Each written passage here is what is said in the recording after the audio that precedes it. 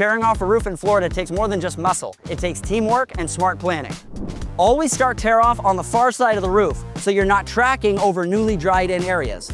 We take up all shingles into stacks so that they're easily manageable, and then we take all the nails up from the underlayment so that it can rolled into clean rolls and take it to the dumpster. For tile roofs, you can start near the dumpster for easier cleanup, but underlayment removal and dry-in still starts from the far side so we're not tracking over our completed work.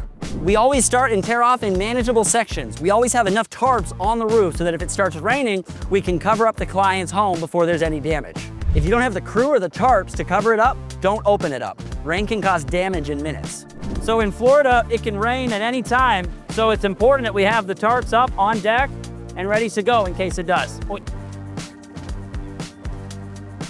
So make sure that the tarp covers up any areas, and then we go ahead and we get it weighted down.